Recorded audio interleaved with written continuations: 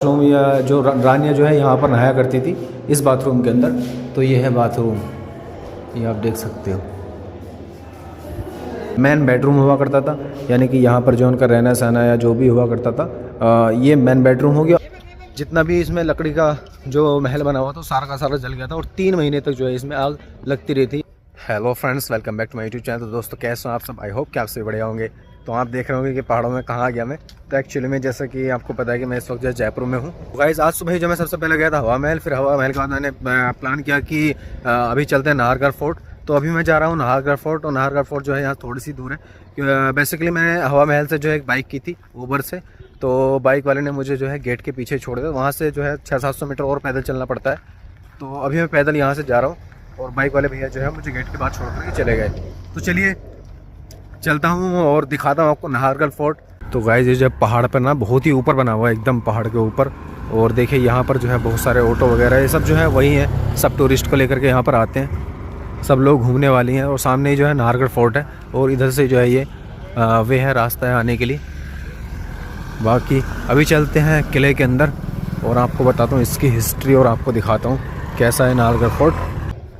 तो guys finally मैं किले के अंदर आ चुका हूँ। जो इसका टिकट है वो 50 रुपीज़ का है, 52 रुपये का इसका टिकट है, 52 का है जो हवा महल का था। और अभी तो स्टार्टिंग पॉइंट है, तो बाकी एक्सप्लोर करते हैं आगे। कुछ इसका मेन एंट्रेंस, और इधर से मैं आपको थोड़ा सा व्यू दिखाता हूँ। यहाँ से आप जो है ना पूरा जयपुर सिटी देख सकते हो, पूरा जयपुर सिटी यहाँ से दिख रहा है।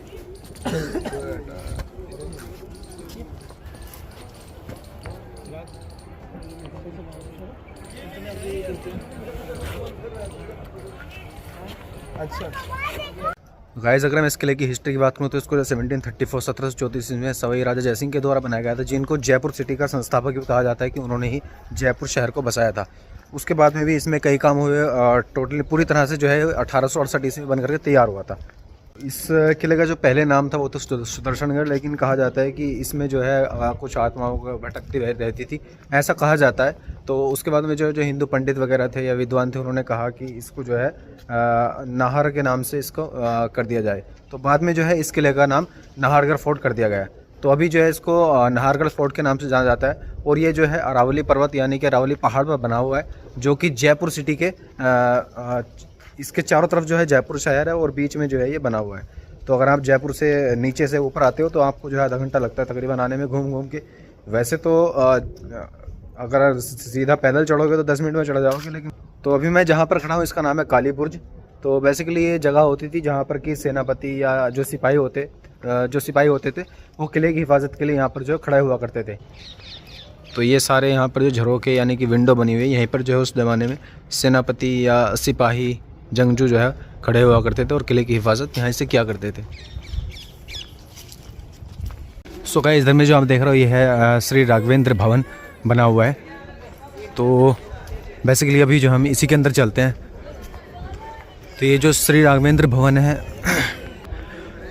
तो यही नाहरगढ़ फोर्ट का जो है मेन अट्रैक्शन है, मेन व्यू पॉइंट है, जो कि है श्री माघवेंद्र भवन।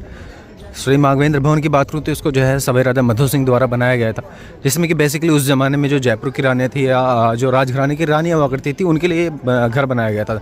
एक तरह से इसी में जो है वो सब रानियाँ जो है रहा करती थी। तो चलते हैं इसके अंदर। इधर में आप देखेंगे तो यहाँ पर जो है तोप रखी हुई है और इधर में एक तोप रखी हुई है। तो 2 तोप से यहाँ पर रखी हुई है। 2 तोपें भी यहाँ पर रखी हुई हैं पुराने ज़माने की, जैसे कि ये लाल किले के अंदर भी रखी हुई है और जो आगरा का लाल किला वहाँ पर भी रखी हुई है। तो भाई ये बहुत भारी है यार, ये पूरी जो है लोहे की बनी हुई है। और उस ज़माने में कैसे चलाते होंगे यार, पता नहीं। तो चलते हैं इसके अंदर और अंदर से देखते हैं कैसा है ये माघवेंद्र भवन। तो यहाँ पर जो है टिकट चेक कराना पड़ता है एक बार। मैं आ चुका हूँ श्री माघवेंद्र भवन के अंदर। तो ये जो महल है काफ़ी शानदार बना हुआ है। अभी मैं आपको इस राघवेंद्र भवन के अंदर की पूरी कहानी बताता हूँ। तो बेसिकली ये जो आप देख रहे हो ना, तो ये एक रूम है, यानी कि एक रानी के लिए एक रूम है। वैसे इधर देखेंगे तो आप इधर भी एक रूम है, यानी कि एक रूम है, पूरा महल है तो एक रानी के लिए। तो इस तरह से जितने भी हुआ करते थे, एक रानी का ये है, एक रानी का उसके आगे, एक रानी का वहाँ, एक रानी का वहाँ, तो हर रानी के लिए इस अलग अलग हुआ करता। तो अभी मुझे इसके अंदर चलते हैं और मैं आपको पूरी हिस्ट्री बताता हूँ। तो जैसे ही आप इसके अंदर आए, बेसिकली ये तो एक सहन का एरिया है, और जैसे ही आप इधर आएंगे अंदर, तो जो इधर में आप देख रहे हो ये है स्टोर रूम। उस ज़माने में जो सामान वगैरह रखने के लिए, कपड़े लत्ते जो भी जो कुछ हुआ तो होता होगा, वो सब रखने के लिए जो ये जो है स्टोर रूम है उस ज़माने में। और वहाँ पर आप देखेंगे तो वो भी ग्लास लगा हुआ है, और ये सारा जो है पत्थर। आप देख लो यहाँ पर फूल पत्ती डिज़ाइन कितना खूबसूरत ये लग रहा है। तो ये स्टोर रूम हुआ करता था। और इधर में आप देखेंगे तो ये है वॉशरूम या बाथरूम। उस ज़माने में जो है नहाने के लिए वॉशरूम, या जो रानियाँ जो है यहाँ पर नहाया करती थी इस बाथरूम के अंदर। तो ये है बाथरूम, ये आप देख सकते हो।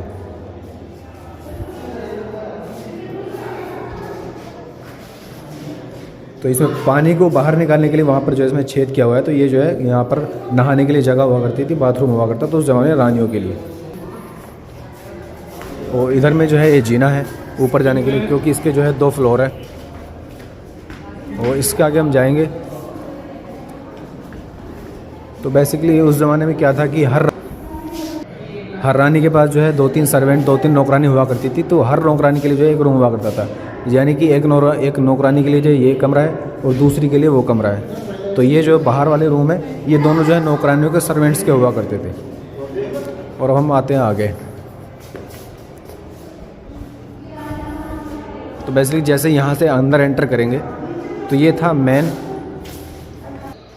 तो ये जो आप देख रहे हो ये हुआ करता था रानी का बेडरूम। जो रानियाँ हुआ करती थी उन सब के लिए जो है हर एक महल के यानी कि अलग अलग जो है पार्ट्स इसके बने हुए हैं। तो हर एक महल के अंदर एक बेडरूम हुआ करता था हर रानी के लिए। ये जो है उसका मेन बेडरूम हुआ करता था, यानी कि यहाँ पर जो उनका रहना सहना या जो भी हुआ करता था ये मेन बेडरूम हो गया। और उसकी साइड में ये जो है ये हुआ करता था उनका चेंजिंग रूम। जो रानियाँ थी रानी के लिए ये चेंजिंग रूम हुआ करता था।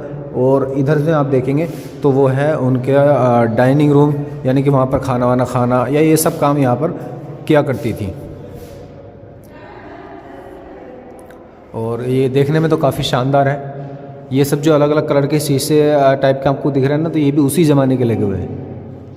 तो डिज़ाइन काफ़ी शानदार है, देखने में बहुत खूबसूरत ही लगता है। तो जैसा इधर है वैसा ही सेम उधर बना हुआ है। फिर उसके आगे जाएंगे वहाँ भी ऐसे मिलेगा, वहाँ भी ऐसे मिलेगा। तो ऐसी कुछ कहानी है। इसके ऊपर जाएंगे तब भी वैसा ही है। तो ये मैं भी आ गया हूँ यहाँ पर फर्स्ट फ्लोर पर। यहाँ से देखिए एक नरम शानदार नज़ारा है यहाँ का। ये महल तो काफ़ी शानदार बना हुआ है। और इसके बेसिकली 2 पार्ट बने हुए हैं, एक पार्ट इस साइड है और एक पार्ट इस साइड है। और जैसा बना हुआ इधर है और वैसा ही बना हुआ उधर है, दोनों साइड। मैं इसकी छत पे भी जाऊंगा और वहाँ से भी आपको दिखाऊंगा। यहाँ से देखिए क्या शानदार लग रहा है। और गाइस एक चीज़ और मैं आपको बता दूं, यहाँ पर जो है ना बहुत सारी फिल्मों की शूटिंग भी हुई है और होती रहती है। अगर मैं कुछ मेन फिल्मों की शूटिंग बताऊँ तो जो आमिर खान की रंग दे बसंती है, अगर आपने देखी होगी, आमिर खान की जो रंग दे बसंती फिल्म है उसकी जो ज़्यादातर शूटिंग है वो इसी के अंदर हुई थी। और जो सुशांत सिंह राजपूत की शुद्ध देसी रोमांस फिल्म है उसकी भी शूटिंग इसके अंदर हुई थी। वैसे और बहुत सारी फिल्मों की शूटिंग हुई है, मुझे भी पता नहीं है, लेकिन कुछ खास फिल्मों की जो मुझे पता है वो मैंने आपको बताई।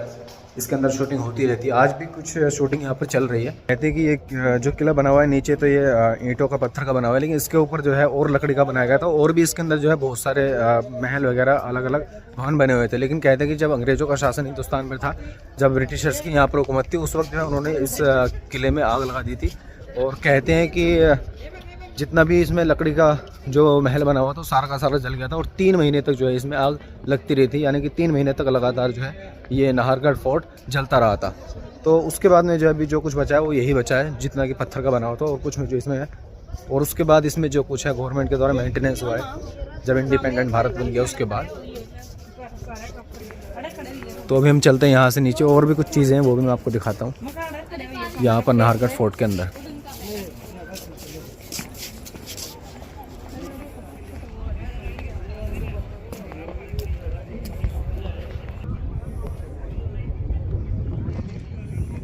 गाइस इधर में आप देखेंगे तो ये जो है एक स्टेपल बनी हुई है, यानी कि जो बावड़ी हुआ करती थी उस ज़माने में बारिश के पानी को इकट्ठा करने के लिए, या उस ज़माने में पानी की सुविधा के लिए ये बावड़ियाँ बनाई जाती थी। तो अभी तो खैर इसकी हालत जो है ख़राब हो चुकी है, बट उस ज़माने में जो है काफ़ी शानदार ये बावड़ी बनी हुई होगी। थोड़ा बहुत पानी भी इसमें है। तो बावड़ी का क्या था कि उस टाइम पर जो उस ज़माने में बारिश का जो पानी था वो इकट्ठा कर लिया जाता था यहाँ पर, और जैसे जैसे पानी नीचे जाता था तो सीढ़ी की मदद से जो है वो नीचे जा कर के पानी भर दिया करते थे। तो इसमें जो है सीढ़ियाँ बनाई जाती थी, यानी कि एक तरह से ये जो है कुआँ होता था, वो सीढ़ियाँ से बनाई जाती ताकि पानी के पास तक पहुँचा जा सके आसानी से। तो ये बावड़ी बनी हुई है कुछ ऐसी, स्टेप वेल। ये कुछ यहाँ पर जो है सेल्फी पॉइंट बने हुए हैं, और सामने देखेंगे तो ये शीश महल है, मदर वैक्स म्यूज़ियम है। लेकिन इसका टिकट जो है आपको अलग से लेना पड़ेगा, जिसका चार्ज जो है 500 रुपये है। तो बहुत ज़्यादा कॉस्टली है, इसलिए मैं ले नहीं रहा हूँ, और इतना ज़्यादा कुछ है भी नहीं। सो गाइस, मैं पूरा नाहरगढ़ फोर्ट जो है घूम चुका हूँ और आपको भी दिखा चुका हूँ। तो चलिए अब चलते हैं इस फोर्ट से बाहर। उम्मीद करता हूँ कि आपको वीडियो पसंद आया होगा। अगर आपको वीडियो पसंद आए तो वीडियो को लाइक कर देना, शेयर कर देना, कमेंट कर देना, और मेरे चैनल को सब्सक्राइब कर देना। अगर आप ये वीडियो मेरे फेसबुक पेज पर देख रहे हो तो मेरे पेज को लाइक और फॉलो ज़रूर कर देना। आगे मिलते हैं फिर किसी नए वीडियो में, फिर किसी नए ब्लॉग में। तब तक के लिए बाय।